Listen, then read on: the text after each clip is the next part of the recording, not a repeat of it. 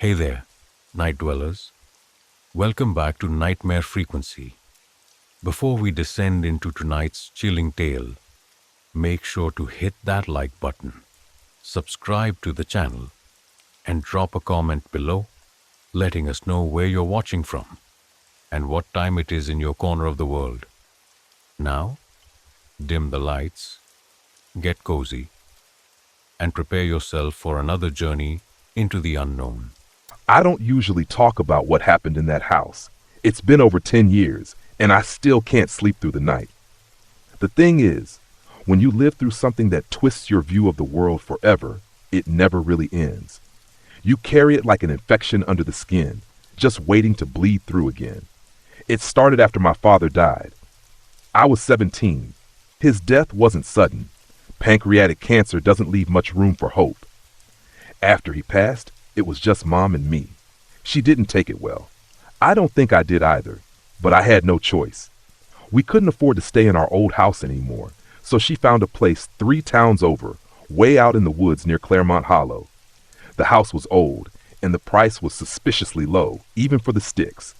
I didn't ask too many questions. I just hauled boxes, kept my head down, and tried not to scream every time the floorboards groaned under my feet. The first few nights were uneventful, but I couldn't sleep. I kept waking up. Sure, someone was standing at the foot of my bed. Nothing ever was until the 4th night. I remember waking to a strange scratching sound, like nails on wood. My room was cold, too cold for late September. I glanced at my phone. 3:12 a.m. Classic. The scratching came again, this time from inside the wall near my headboard. I sat up heart-pounding, listening. My breath came out in white puffs. Then I heard it, a whisper. Faint, indistinct. A woman's voice, whispering behind the wall. I pressed my ear against the cold plaster and strained to hear. Still here. I jerked back, stumbled out of bed, and ran to Mom's room. She was fast asleep, snoring softly. I wanted to wake her, tell her what I'd heard, but something stopped me. Some weird instinct told me not to speak about it, not to say the words out loud. The next day I told myself it had been a dream. I even laughed about it. Teen girl, stressed, grieving. Hallucinations weren't impossible. But that laugh died in my throat when I came home from school and found all the kitchen drawers open and the silverware arranged in a spiral on the floor. Mom said it was her. She was just cleaning, but her eyes were glassy, unfocused. She was holding a fork with both hands, like a dead bird. That night I dreamed of the house. In the dream I stood at the top of the stairs and the lights were all off. Something moved below me, just out of sight. I felt it watching me. It whispered again. Still here. I tried to run, but I couldn't move. My feet were stuck to the floor. I looked down and saw hands, dozens of them, small, gray, rotted, clutching my ankles. I screamed myself awake. After that, it got worse. The cold spots moved. Lights flickered and sometimes blew out completely. My bedroom door would creak open at night, even though I'd locked it. I started hearing crying, not sobbing, wailing, deep guttural pain that echoed through the vents. I started doing research. The house didn't show up in any official databases, no owner history, no real estate listings. It was like it had appeared out of nowhere. I found a local forum where someone mentioned the address. Stay away from the hollow, they'd written. She never left. I messaged the poster, some guy named Ellis, and begged for details. He replied a few hours later, telling me to meet him behind the old diner off Route 17. I went the next day, heart pounding. Ellis was older, maybe in his 40s, with a hunched back and darting eyes. He looked at me like he was surprised I was still alive. "You're in the red house," he said, lighting a cigarette with shaking hands. "I thought they burned it down. Guess they didn't burn it right." I asked him what he meant. "There was a woman," he said. "Madeline Black. Moved out there in 1911. Lived alone. People said she was a healer, midwife, maybe even a witch. Helped sick kids, delivered babies. But then the children started dying." My stomach tightened. "They say she took them," he said, voice dropping to a whisper. "Used their bodies. Tried to raise her own dead daughter through them. It didn't work. Eventually, the townsfolk came for her, burned her alive in that house. But she didn't leave. I asked him if anyone else had lived there since. Couple of families, all gone now, one by one. One girl hung herself in the attic. A boy disappeared. His mother walked into the woods naked and never came back. I asked him what I should do. Leave, he said simply. Burn your things. Never speak her name again. But I couldn't leave. Mom had started changing. She barely ate. She talked to herself. I'd find her in the hallway, staring into corners, whispering, "She's coming soon." That night, I packed a bag. I didn't care if she came with me. I just needed out. I snuck downstairs, trying not to make a sound. When I reached the front door, I froze. Mom was standing in the doorway, eyes black, not just the pupils, but all of them. Black as oil. "She won't let you go," she said in a voice that wasn't hers. Then she collapsed. I dragged her into the car. We drove to a motel on the edge of town. She didn't wake, just stared out the window, murmuring to herself. I left her with the manager and told him to call an ambulance if she got worse. Then I did something stupid. I went back. I told myself it was to get our things. In truth, I needed to know. Needed to face it. Maybe end it. It was almost midnight when I stepped back inside. The house felt alive, breathing. The air was thick, like walking into syrup. Every light was off. The hallway stretched longer than it had any right to. I heard the whisper again. Not behind the wall this time. Behind me. Still here. I turned, flashlight trembling. And then I saw her. At the end of the hall stood a woman. Long black hair hanging over a twisted face. Her skin was burnt and cracked like old parchment, and her mouth was wide, smiling impossibly. She didn't walk. She floated. I ran, heart pounding, lungs burning. She chased me, not with footsteps, but with that terrible wailing scream. It filled the house, made the walls bleed shadow. I ducked into the basement, slammed the door, locked it, and found the real horror. There were bones, children's bones, laid out carefully in circles, symbols carved into the floor with dried blood. In the center, a cradle, blackened with age. Something moved inside it. I stepped closer. Inside lay a doll, stitched together from flesh and straw, with button eyes and a mouth sewn shut with hair. The lights went out. I heard the door creak open behind me. Then, a voice, not a whisper this time, but clear, loud, and right behind my ear. "She needs a daughter." Hands grabbed me, dozens of them, yanking at my skin, clawing, pulling me toward the cradle. I screamed, fought, kicked. I don't know how I got free. Maybe it was adrenaline, maybe something else. But I broke through and ran. I don't remember the stairs. I just remember fire. I'd left a candle burning in the living room. It had tipped over. Flames climbed the walls like they were eager to help me. I didn't stop running until I was in the woods, coughing, bleeding, shivering. The house burned all night. The fire department said it was an accident, said the place was too old, too dry. They found the bones, called it a crime scene. Didn't explain how the basement hadn't shown up in the blueprints. Mom didn't make it. She passed away in her sleep at the hospital that night. Heart failure, they said. I think it was something else. I left town after that, changed my name, moved across the country. But I still hear her sometimes, in my sleep, in the walls. She's still here, and she's still looking for a daughter. Story number 2. It started with a dare. We were in our final year at Langdon University, a private college tucked deep in the Vermont woods. My friends and I, Jules, Marcus, and Danny, thought ourselves invincible. That's what youth does to you. That and too many shots of cheap whiskey. Langdon had a story that everyone whispered, but no one admitted to believing. About a girl who disappeared in the 1970s, Emmeline Gray, a theater major just like us. She vanished during Tech Week of the fall production. They say she was last seen walking into the old maintenance tunnels under the Fine Arts Building. No one ever found her. Some say she's still down there, rehearsing scenes no one remembers. We were dumb enough to want to see for ourselves. "Let's go down there. Stay the whole night," Jules had grinned, waving the ring of old keys he'd stolen from the prop shop supervisor. "If we survive, we get bragging rights. If not," he'd winked, "at least we die dramatically." It was supposed to be fun. Stupid fun. We brought flashlights, snacks, and even a Bluetooth speaker to play creepy sound effects. We thought we were in control. The tunnel entrance was hidden behind the backstage storage room. A rusted iron door sealed with a bolt that hadn't been moved in decades. It screamed when we opened it. The smell hit us first. Old water, rust, and something else. Something sour. The kind of smell that clings to your throat and doesn't let go. We climbed down the narrow staircase and entered the dark. The tunnels were wider than I expected. Ancient brick walls, damp and crumbling, stretched endlessly in both directions. Pipes overhead hissed occasionally, like they were trying to speak. We picked a direction and walked. It was maybe an hour before we noticed the changes. At first, small things. The lights on our phones started draining abnormally fast. My smartwatch, fully charged, died in under 10 minutes. Jules's flashlight flickered every few steps. Then we found the script. It was lying on the floor in the middle of the corridor, yellowed pages bound with black string. The title on the cover read, The Last Performance. We thought someone was playing a prank. Marcus picked it up and read aloud. Scene 1. The players enter the labyrinth, unknowing, unworthy. The stage waits and she watches from the wings. Then the tunnel behind us changed. I swear I looked back not 5 seconds after we'd come from that direction, and it was different, narrower, twisted.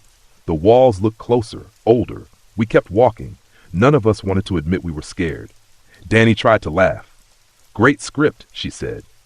Bet this is part of some immersive ARG. Then we found the stage. Yes, a real stage, just sitting in the middle of the underground corridor. Dusty red curtains, a spotlight mounted in the ceiling, folded wooden chairs like an invisible audience once sat there. The script had changed too. New lines, fresh ink. Scene 2, the first is chosen. The spotlight falls. We heard the switch click. The spotlight turned on. A single blinding white beam, and it landed on Marcus. He froze. I didn't do anything, he said, voice shaking. It just turned on by itself.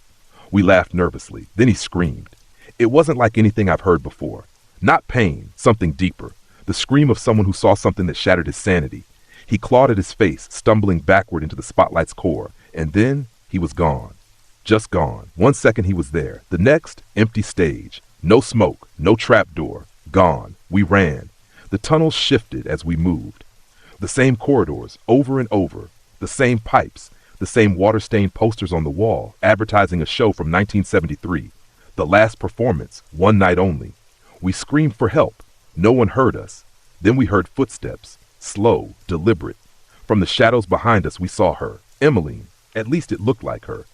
A girl in a tattered rehearsal dress, makeup running down her face like melted wax. Her eyes were white, no pupils, no life. She moved like a marionette with tangled strings, jerky, twitching, but purposeful.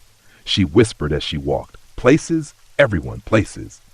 Jules broke and ran down another hallway. We followed, but then the lights went out again. Just for a second. When they came back, Jules was in the spotlight. We hadn't even seen it appear. Scene 3. The coward plays his part. He sobbed, screamed for us. Then he was gone too. Danny grabbed my arm. We have to stop playing. This is a show. She's running it. We have to stop. But I knew. Deep down, I knew it didn't matter anymore. We were a part of it now. Cast members. We found a room, a janitor's closet, and barricaded the door. We sat in the dark, clutching each other's hands, listening to her whispers echo through the tunnels. Scene 4, the betrayal. Danny looked at me, horrified. I'm not going to betray you, she said, tears in her eyes. I'm not. I believed her. I also knew the script didn't care. She started shaking. Her body convulsed like something was pulling her strings from the inside. Her jaw unhinged and she screamed words that weren't hers. The show must go on. She turned on me. I barely got away. I ran until my lungs gave out. I don't remember how I found the exit, only that the tunnel ended in a rotted staircase, and I burst through a door into the morning light. I was the only one who made it out. No one believed me. The school claimed Marcus, Jules, and Danny were involved in a senior prank gone wrong. The tunnels were sealed. The Fine Arts building was condemned. They said there was no evidence of a girl named Emmeline Gray ever attending Langdon. But I found her name, scratched into the inside of a backstage dressing room mirror. I tried to forget, tried to live, but I still dream of the spotlight. And the worst part? The script showed up again on my kitchen table last week. New cover, new ink, the final scene, the survivor returns. Story number 3. I don't remember when the dream started. Maybe 2-3 weeks ago? All I know is they weren't mine. I was renting a small apartment in a crumbling brownstone in Portland. Cheap, quiet, close enough to campus. The kind of place no one asks questions and the walls smell like damp plaster. I moved in to get away from everything. After the accident, I needed somewhere I could be alone. Just me and the silence. But silence doesn't stay silent for long. The first dream came on a Sunday night. In it, I was standing in a forest. The The trees were pitch black, their branches shaped like broken fingers. The sky above me bled red. There was no sound, no wind. Just me and the overwhelming sense that something was very, very wrong. I turned in the dream, and behind me stood a door. Not attached to anything, just a freestanding, rotten wooden door. The handle was a tarnished brass, shaped like an eye. When I reached for it, I woke up. I chalked it up to grief, guilt. My sister had died a month before in a car crash I walked away from. I told myself the dreams were just my subconscious screaming, but then they came back, night after night. Each time I got a little closer to the door, I tried to stay awake, chugged energy drinks, blasted music, but sleep always came. And the door waited. On the sixth night, I touched it. It was warm, throbbing like it had a heartbeat. When I opened it, there was nothing, just blackness, and then a voice. Not mine, not hers. A voice like wet silk sliding through your skull. Let me in. I woke up screaming. After that, things got worse. I started seeing things in the corners of my vision. Figures, shapes.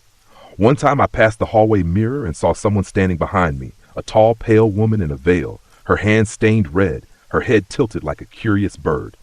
But when I turned, the hallway was empty. The dreams changed. No longer just the forest and the door. Now I was inside the blackness, falling endlessly. The voice would speak to me. I've waited so long, you are hollow. I can feel you. I stopped sleeping altogether, and that's when the man showed up. He knocked on my door around 3 a.m., thin, bald, dressed in a suit at least a century out of fashion. His eyes were covered with gauze, wrapped tightly around his head, blood spotting through the fabric. He smiled like he knew me. You've opened the gate, he said. You've let her see you. I slammed the door. The next morning, my apartment door was scratched, deep gouges running across the wood, like something with claws had tried to carve its way through. I called the landlord. No answer. I tried to move out, packed everything. But when I stepped outside, the world wasn't right. The buildings were wrong.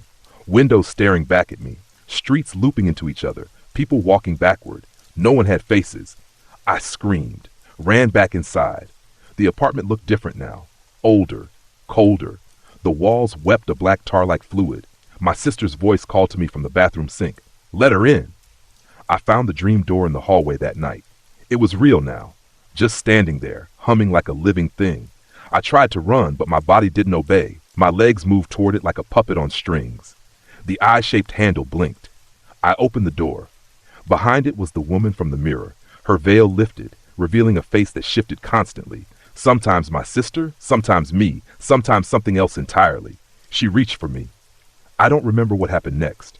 I woke up on the floor. The door was gone. The apartment was normal again.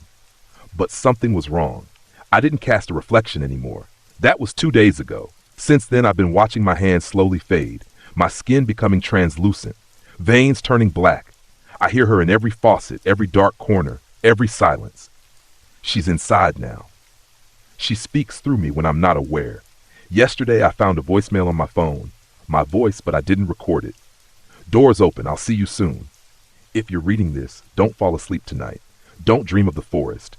And whatever you do, don't open the door. Story number 4.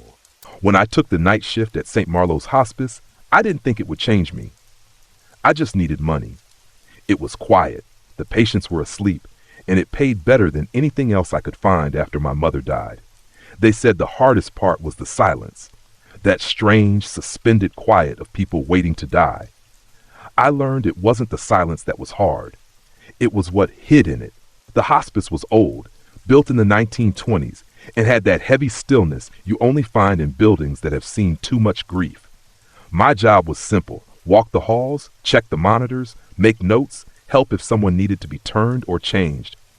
Only a few patients were still coherent, and they rarely stayed that way long. The East Wing was the oldest part of the building. It hadn't been used in years, but we still had to check it every night. Structural maintenance, they said, but it always felt wrong, like the air there was thicker, heavier. The lights flickered more than usual, and sometimes when I walked past the doors, though the rooms were empty, I'd hear things, soft whispers, breathing. One night, I was doing rounds when I noticed room E17's door ajar. That was strange. All the rooms in the East Wing were sealed. We didn't keep patients there anymore. I pushed the door open and peeked inside. The room was dark except for a dim yellow bulb in the far corner. There was a bed and someone was lying in it, completely still. My breath caught. There weren't supposed to be any patients there. I turned to call the nurse's station, but the hallway was gone. I mean it, gone. Behind me was just darkness, pitch black, stretching infinitely. I turned back to the room. The person in the bed had sat up. She was facing the wall. Long, thin gray hair, skin like paper. And then she spoke. "Did you forget me?" Her voice was dry, cracking, like dead leaves rubbing together. I couldn't move. "Don't leave me again." I blinked, and she was standing inches from me. Her eyes were missing, just two dark holes. "You left me in the fire." I didn't understand. I'd never seen this woman in my life. She raised a hand and pointed to the corner of the room, where the light bulb was now pulsing like a heartbeat. Beneath it, I saw a charred wheelchair, melted rubber, scorch marks climbing the walls. The air reeked of burned skin and smoke. Suddenly, I remembered, not in my current life, something older, deeper. I was a nurse, in another time, another face, another fire. The East Wing had burned decades ago. There were patients still inside. One of them, a woman named Agatha Kearns, had screamed for help as I ran. I didn't turn back. I watched the flames swallow her. I gasped, reeling from the memory that wasn't mine, but felt like it. She smiled. "You remember now." The walls peeled away like paper, revealing blackened hallways, flickering red light, and doors that bled ash. I was back in the fire, back in the past. My skin felt hot. The air was thick. I ran. Every turn led me deeper into the East Wing, the same room, the same bed, the same woman. Over and over, she followed. "You left me," she whispered from every wall. "You watched me burn." I screamed until my throat tore. Then, nothing. I woke up in the break room, screaming, covered in soot. They said I'd been missing for 6 hours. Security footage showed me walking into room E17 and then vanishing. I quit that night, but Agatha didn't. Since then, I've smelled smoke in every room I enter. Mirrors fog over when I pass. Doors creak open in places I've never been.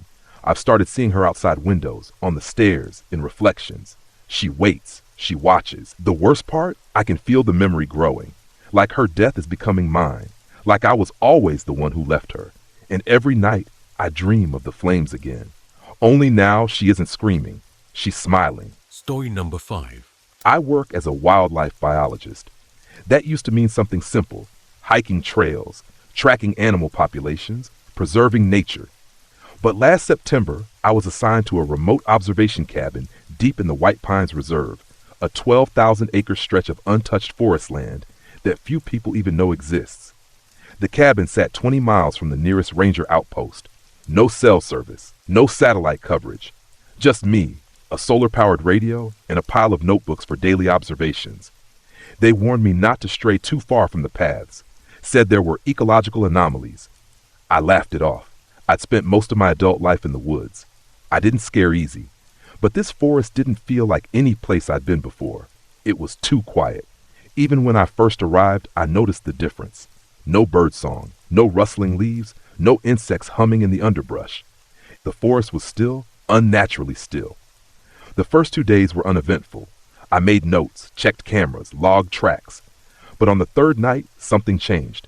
I was writing in my journal when I heard it. 3 knocks on the cabin wall. Even now I remember the rhythm. Slow, precise, not an animal, not wind. I went outside with my flashlight expecting a branch or maybe a bear. Nothing. Just trees, silent, still. I shook it off and went to bed. Around 3:17 a.m., I woke up with a jolt. Something had touched my foot. I turned on the lantern. Nothing there. I searched the whole cabin. Nothing. But when I looked at the wooden floor near the door, I saw it. A handprint. Black, soot-stained, and far too large. It hadn't been there before. That's when I noticed something else. The cabin door was unlatched. The next morning I tried the radio. Static. Just like the day before. I packed up and started down the trail to the ranger station, but the path, it was gone. Completely. The trees had shifted. I know that sounds impossible, but I had marked the trail with biodegradable string and flagging tape. I circled the cabin 3 times. Everything had changed. I wasn't lost. The forest was. That night, the knocks returned. Louder, closer, always 3. I tried not to sleep, but sometime after midnight, I drifted off. I woke to whispering. Voices from just outside the walls. Hundreds of them. chanting something in a language I didn't know. I tried to record it, but the device wouldn't work. My camera battery was full the day before. Now it was dead. I waited until dawn, then climbed a tree to get my bearings. From the top, I saw the forest stretching in all directions, unnaturally uniform. No landmarks, no variation, just the same trees repeating like copy-pasted wallpaper. Then I saw them, figures standing motionless at the tree line. Dozens of them, all facing the cabin. Their faces were wrong, stretched too long, skin pale and glistening like wax, their mouths open but unmoving. They watched me all day. At night I nailed the door shut, covered the windows. The knocks came again. 3, then 3 more, then from inside the cabin. I turned and something was crawling down the wall, limbs too long, head twisted backward, mouth still open. Its voice was in my head. "You've seen the forest's true face." I screamed, grabbed the emergency flare. The thing didn't flinch, just stared. "You are part of it now." I lit the flare and ran. That was 9 days ago. I don't know how I got out. I just remember running until I collapsed and waking up on the edge of the highway, dehydrated, my skin blistered from the cold. They found me babbling, covered in cuts I don't remember getting. Back in civilization, they said no such reserve exists. White Pines was shut down in 1974 after a wildfire killed 2 rangers and a survey team. No cabin, no trail, no official maps. I tracked down one of the old firemen who had worked the blaze. I showed him my drawings of the handprint, the marks on the trees. He went pale. "You saw them," he whispered. "The rooted." "The what?" I asked. He looked around, then leaned close. "They don't like to be seen. The forest hides them. But when you look too long, they take you, make you part of it. Something old lives under those trees, something that wants to grow." I've moved 3 times since then. I don't hike anymore. I don't even go near trees. But every night, always at 3:17, I wake up to 3 knocks. And last night, there was dirt on my bedroom floor. Story number 6. I inherited the house from an uncle I barely knew. It sat at the end of a dirt road in rural Virginia, swallowed by towering pine trees and fog.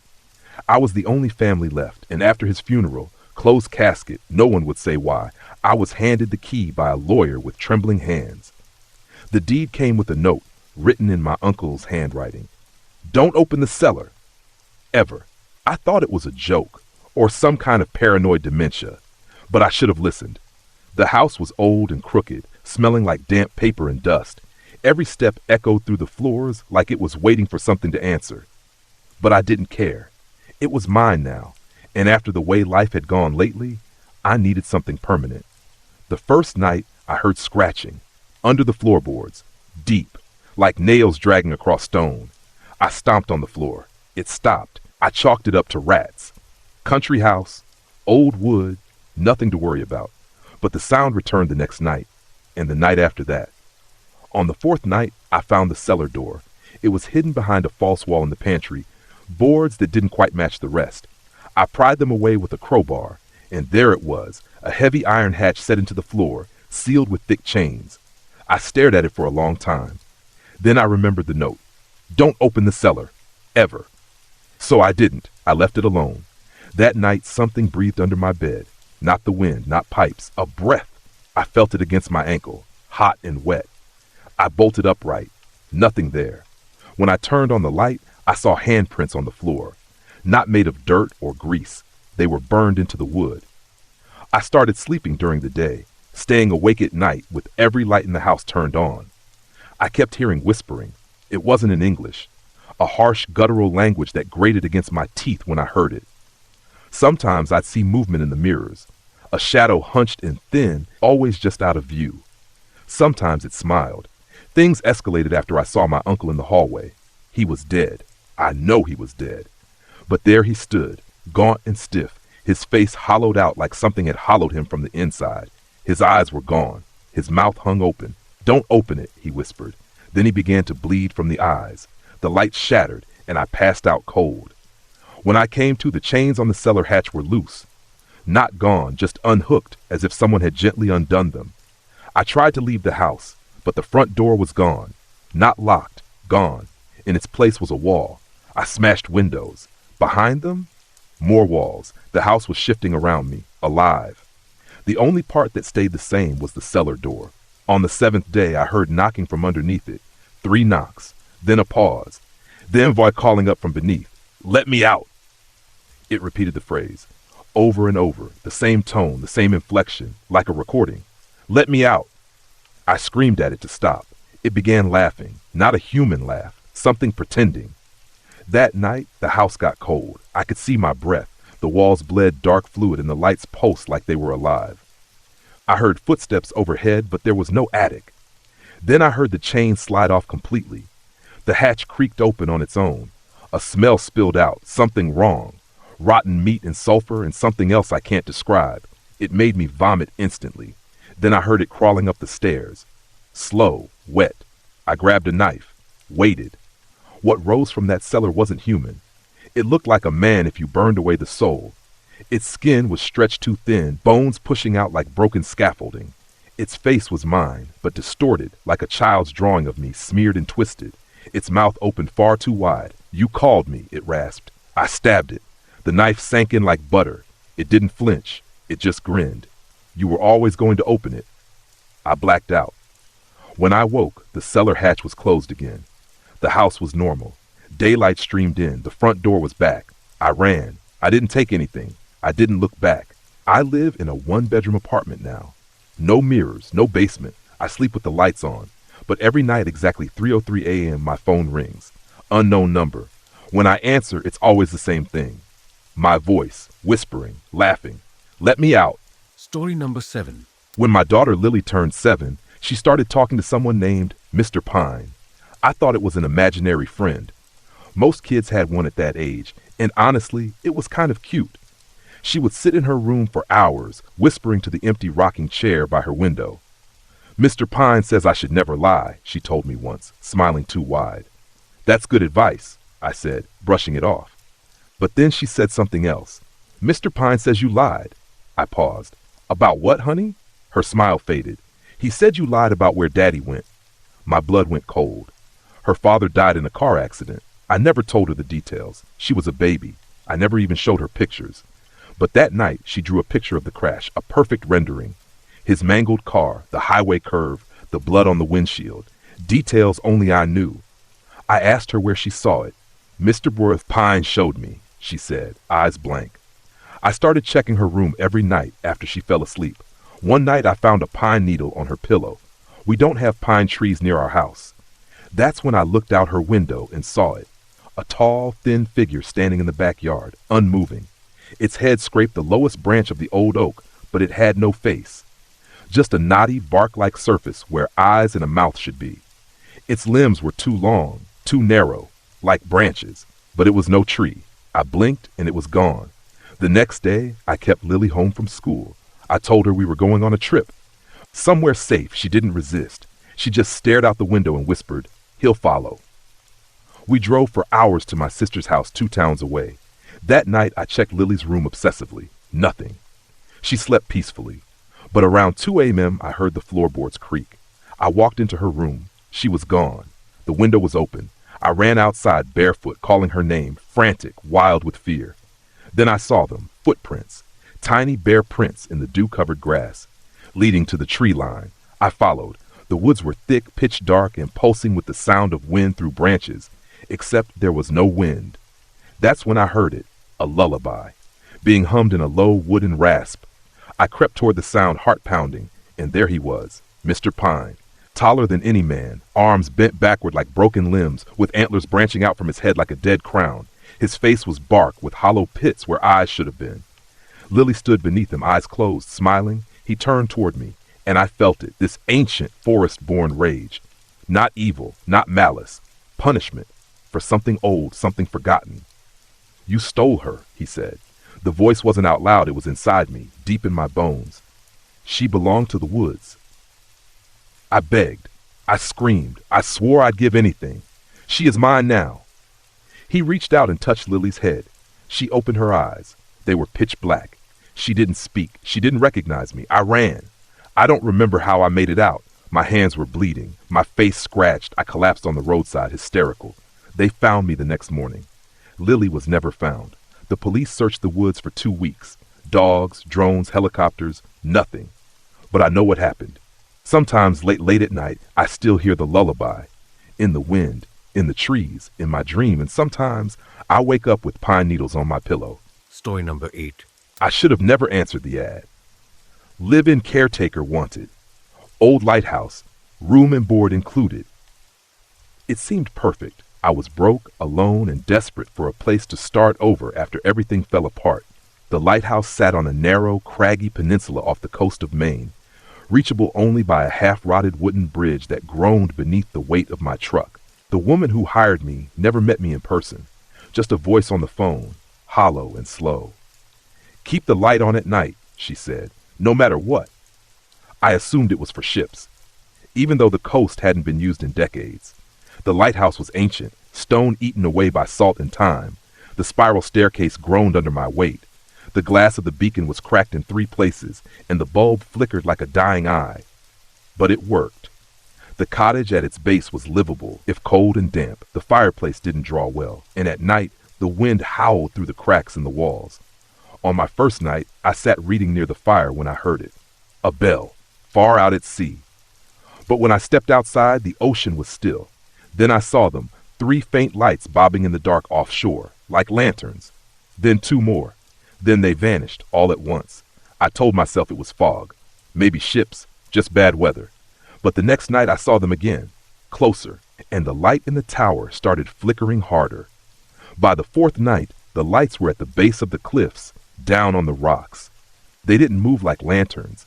They floated, hovered, almost like eyes. I went to the top of the tower to inspect the lens. That's when I saw it, a handprint on the inside of the glass. Not greasy, not smudged, burned in. I tried calling the woman. No answer, no voicemail, just static. That night I woke to knocking. 3 raps, not on the door, but on the glass, at the top of the tower. I climbed the stairs, flashlight shaking in my hand. When I reached the top, there was no one there. But outside the glass, on the edge of the narrow balcony, stood a figure. A woman, barefoot, hair whipping in the wind. She was pointing out to sea. Then she turned. Her face had no features, just smooth, wet skin like something unfinished. Her mouth opened, but instead of sound, I heard the bell again, from inside my head. I stumbled back down the stairs, fell, and hit my head. When I came to, it was morning. The beacon light was off. My head throbbed. I checked the logs. The bulb had stopped working at 3:07 a.m. exactly. That night, the light wouldn't turn back on, and the sea was full of them. Dozens of floating lights, figures watching from the rocks, faces turned upward, hollow, waiting. I locked every door and window, hid in the basement with a flashlight and a kitchen knife. But at 3:07 a.m., the entire lighthouse shook. Something was climbing it. I heard the stone groan, the metal railing twist. I heard nails dragging down the walls. And then they were inside. They didn't break the door. They came through the walls, through the stone. Faces emerging like bubbles in liquid, pressing through the grain of the rock, whispering, "Keep the light on, keep the light on. You let them in." I screamed, I begged. I don't remember much else. They didn't kill me. They left me. I was found 3 days later by the Coast Guard, sitting catatonic at the top of the tower. The light was shattered, the bulb missing. My fingernails were all gone, torn out. There was seawater in my lungs, though I hadn't left the lighthouse. The officials called it a breakdown, isolation, hallucination. But I know what I saw. The woman never answered the phone again. The number stopped working. I did some digging. That lighthouse was decommissioned in 1983, after the last keeper went mad and jumped into the sea, screaming, "They're in the light. I'm back in the city now." But some nights I still hear the bell, and when I look out the window, I swear I see something watching, waiting for the light to go out again. Story number 9. I never believed in curses, not until I inherited the typewriter. It came from my grandfather, a reclusive author who vanished in 1986. He left behind no note, no trace, just an unfinished manuscript and that old, heavy Remington machine, still perched on his writing desk, covered in dust and cobwebs. The thing was nearly an antique, the kind with clacking keys and a ribbon that smelled like old blood. The metal was pitted, rusting, but the keys, they gleamed, not a single letter worn. When I pressed one, just out of curiosity, it moved too easily, like it had been waiting. The paper in it was yellowed but blank. I should have thrown it away. But I'm a writer too, or was trying to be. The night I brought it home, I had the first dream. I was in my grandfather's study, but everything was wrong. The walls were warped. The shelves dripped ink. A figure stood in the corner, tall, wearing a suit made of torn pages with no face, just a mass of shifting letters. It spoke in the sound of typing. When I woke up, I found a page in the typewriter that hadn't been there the night before. It read, "You wrote this. You invited me." I laughed it off, figured I'd typed it in my sleep, maybe half conscious. But the next night I dreamed again. Same room, same figure, and another page appeared. "Keep writing, or I'll write you out." I stopped sleeping. I unplugged the typewriter, moved it to the basement, covered it with a tarp. But the pages kept coming. I'd wake up and find them slipped under my door, typed in crimson ribbon. Sometimes a few words, sometimes paragraphs. Stories that predicted my day before it happened. And they started changing. Darker, twisted. You'll spill your coffee at 9:03. You'll look in the mirror and see someone else. It happened exactly that way. I tried getting rid of it. I tossed it in the river. That night, I woke up with water in my lungs and the typewriter back on my desk, completely dry. It had typed, "You don't throw away the author." I stopped writing completely. That's when things got worse. The dreams came while I was awake, waking dreams, like the world was tearing at the edges. People I passed on the street would glitch mid-step. Their faces would split into words and static. One day I found my own name in the manuscript, a full paragraph, describing my death, in exact detail. He stares too long at the keys, his fingers won't stop, his eyes bleed ink, his body breaks into sentences. I locked myself in, covered every mirror, stopped answering my phone, but I kept hearing the clack of keys in my walls. Then the words started showing up on my skin. Every morning, a new line, carved shallow but precise. Chapter 15, The Surrender. I gave up. I sat at the desk and placed my fingers on the keys. I didn't know what I was going to write, but it didn't matter. The machine knew. It guided me, pulled the words from me. Pages poured out, stories I didn't know were inside me. And the more I wrote, the louder the typewriter became. Clack, clack, clack, until the room began to vibrate. The walls peeled open, and the figure from the dream stepped through. It touched my shoulder, and I understood. It was never a typewriter.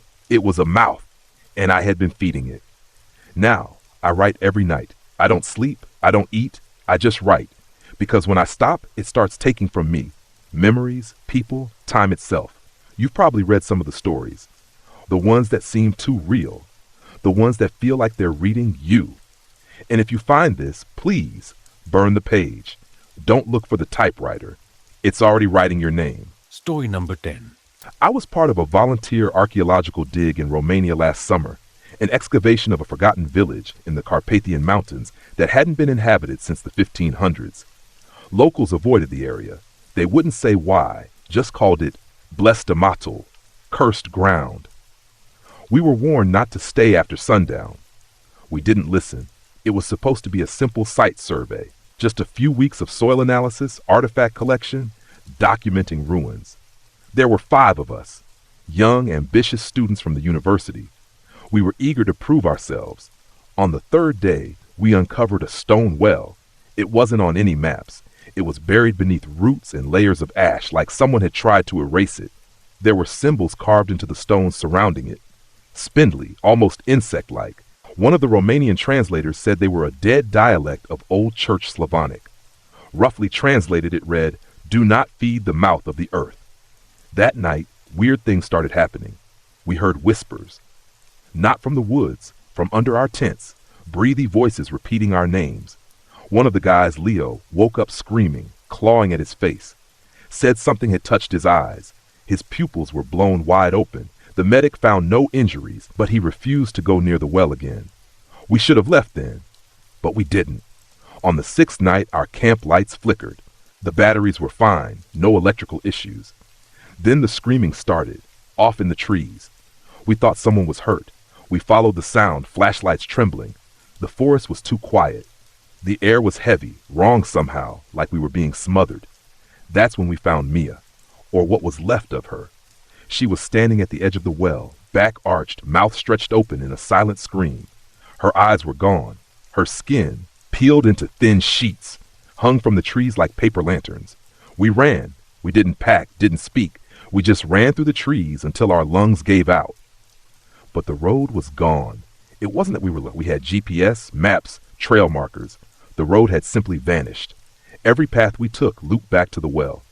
We tried to leave in the daylight. Still no use. The forest warped around us. The sun moved wrong in the sky, like time was bent.